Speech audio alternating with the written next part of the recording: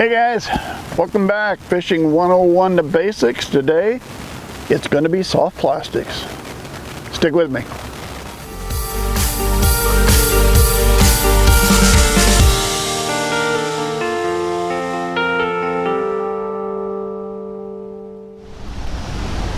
Alright, if you're just one of the guys that are starting out fishing, you probably hear people talk about soft plastics. You're wondering, okay, what actually is a soft plastic? Well, there's a lot of different things here, and I probably won't even cover all of them, but I'm going to give you the basics anyway. The first thing you think of with soft plastics is a plastic worm. Now, there's a ribbon tail worm. There's just a standard straight worm. Here would be, a lot of people call this a Senko. They'll use this in wacky rigs or stuff like that. Here's one that even has a paddle tail on it. There are all kinds of worms. You can go anywhere from a 6-inch, 8-inch, 10-inch, 12-inch, all sizes, all colors, all shapes. They can be a little overwhelming, but don't worry about it. You take just a couple basic worms, that's enough to get you started with soft plastics in that end. Now, you also have a lot of craws and creature baits. This would be a craw. This could be called a bug. Depends who's selling it, depends what they call it. You get into something like this, now you can be talking creature baits. Now you've got a lot more arms and wings and stuff like that. They're a lot like the craw, just a little bit more stuff on them. How about a fluke? That'd be a fluke. And here's a paddle tail swim bait. Got a paddle tail on it. And you can even get into the lizards. So as you can see, there's just all kinds of soft plastics you can fish with. But if you give yourself a couple different worms, maybe one with a ribbon tail like this, maybe just a plain straight Senko type worm like that, and some odd craws or a few creature baits, I think you've got yourself pretty well covered to get you out and fish with some soft plastics. All right, now how are we going to fish them? There's lots of different ways you can do it. I tend to like the hooks with the keeper on them. That's kind of my favorite hook. It has a screw keeper that you just basically screw into the nose of the lure. That tends to be my favorite, but a lot of soft plastics just use a basic worm hook. That's an extra wide gap worm hook. Now, as I said, I'll put mine, this happens to be a swim bait rig. This is designed for a swim bait, but in my case, like right here, I'm using that with the plastic worm. I'll just take, in this case, a Senko, I'll put it on the swim bait hook, and that's a 4/0 swim bait if I remember right. That's the way I like it. It gives me a little bit of weight to get it down. This is an 1/8 ounce. They also make 1/4 ounce. It gives me a little weight to get it down.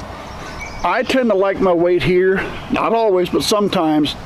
It tends to make your worm sink this way instead of this way when you put all the weight in the nose. But that's personal preference.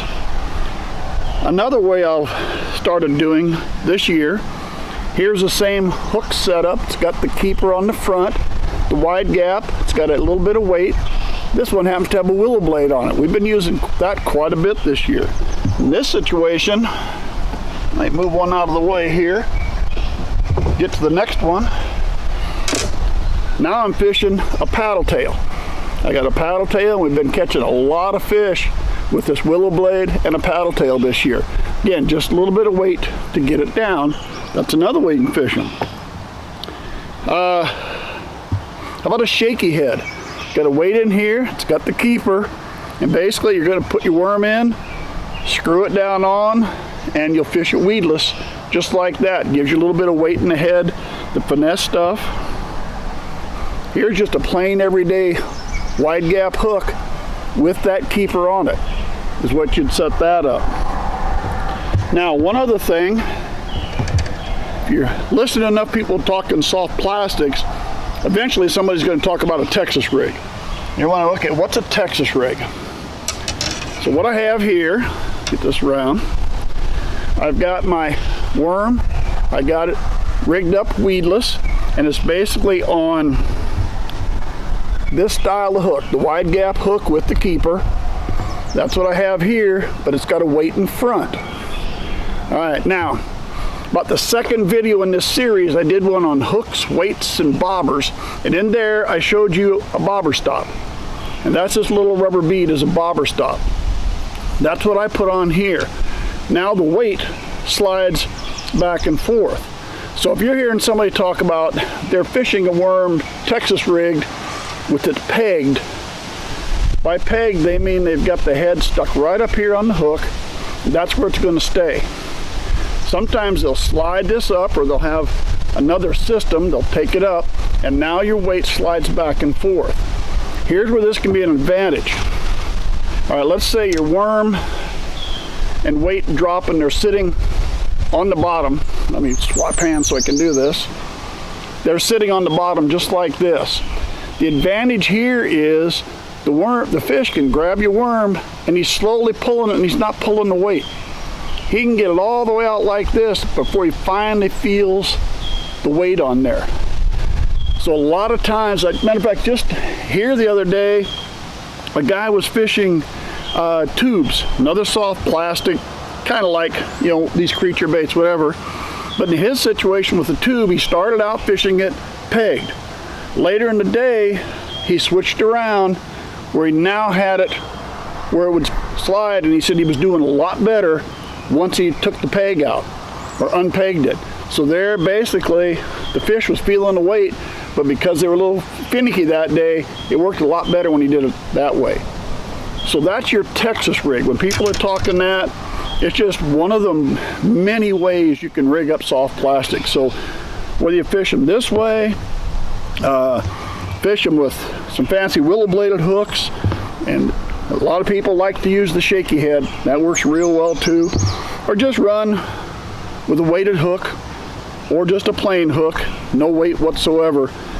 There's all kinds of ways to fish soft plastics, and as you can see, there's just all kinds of soft plastics that you can fish. Okay guys, I'm going to start out. I've got a crawl soft plastic. I'm using it as a trailer on a 3/8 ounce jig. That's what we're going to start with.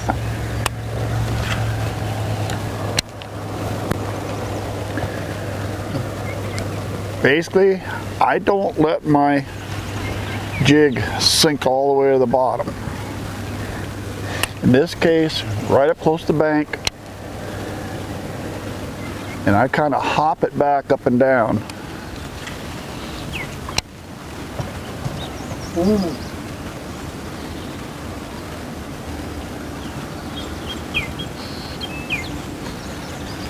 There we go. There we got one. Oh, he's a little guy. He was out there a ways. Yeah, you're not a biggie, but you're a fish. We got to start the day somewhere, don't we? All right, there we go. 3/8 ounce jig. You can see I got that crawl trailer. All right, we're going to move on to that way. All right, we're going to move on to a tube. I got it on extra wide gap hook. This has got a keeper. Got a bullet weight, 1/4 ounce. I got a bobber stop.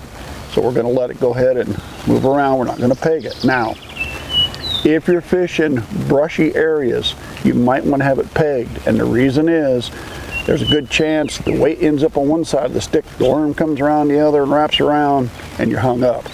So if you're fishing a lot of brush, I like to fish it pegged just to play it safe. But if you're a little open, which I'm going to be for a while here, then this will work out. So we're going to start this way, then we may have to switch over to pegged when I get up there with some brush.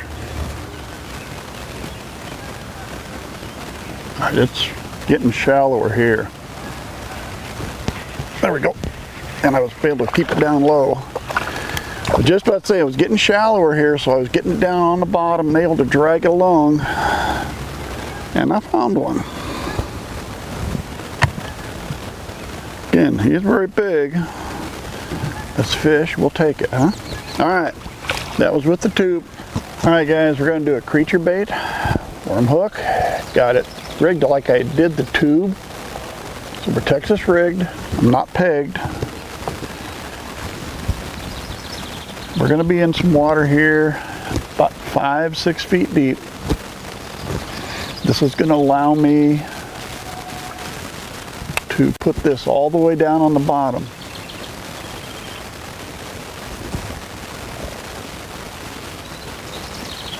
There we go. That was going sideways. There was a situation where the high visibility line paid off. I never felt him. The weight was sitting on the bottom, but I saw him going sideways. Little guy, but here we are, guys. We're using a creature bait. This is the same rig I was using. There we go. Same rig I was using a while ago with the tube, but now I've switched over to a creature bait. I'm in about 6-7 feet of water. Let me get moved. And I was letting it sit in the bottom. The weight was sitting on the bottom, and I just saw him going sideways with the tube. I could see that in my line. So again, that's just another situation. I like soft plastics, high visibility.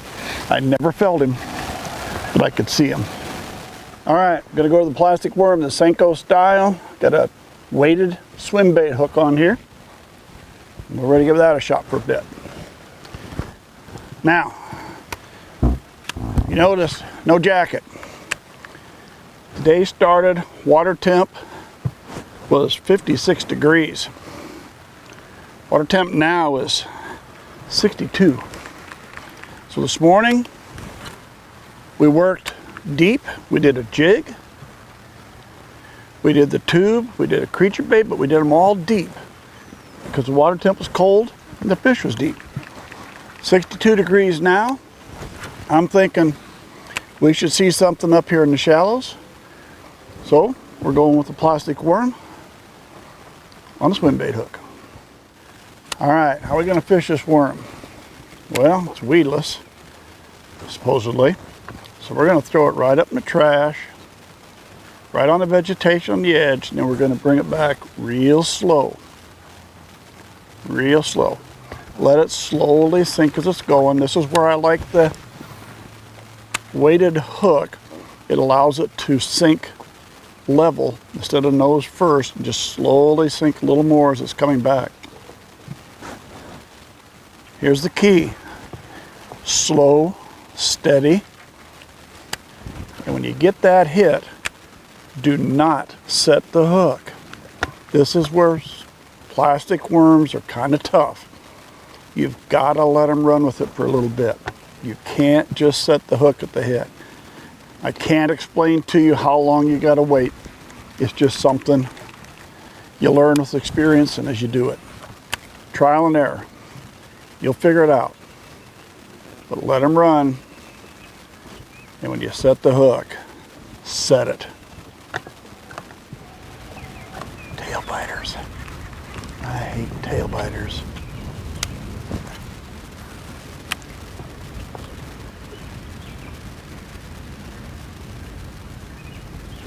There we go.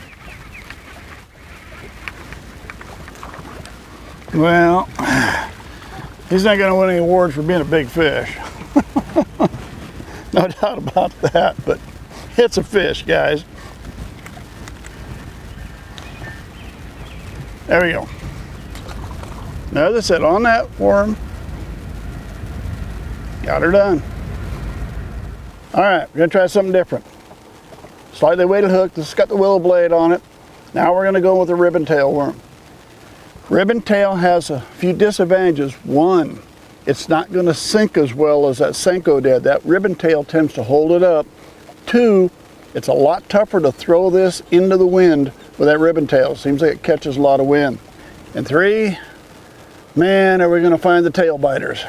Bluegill, anything that's thinking about it's going to be grabbing that tail. So let's give it a shot though, see what we can see.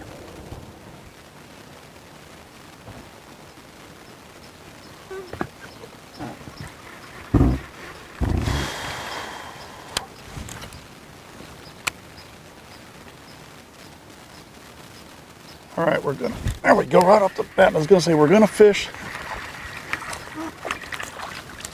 this the same way we fished the other worm. There we go. Another little guy. Boy, I'll tell you, find all the little guys. Try to get over here. Let me turn us around a bit, guys. All right, we did that with the ribbon tail, and we're fishing it just the exact same way we fished the other one. A little bit tougher into the wind, but we'll be fine. Well, there we go, guys. We got you a few varieties of soft plastics. We've covered the terminal tackle and even got out in the lake and showed you a little bit how we fish them. And you can see how diverse these are. They can go from shallow water to deep water, anywhere in between. Hey, thanks for sticking with us. Subscribe to the channel if you would. Hope to see you again here next week.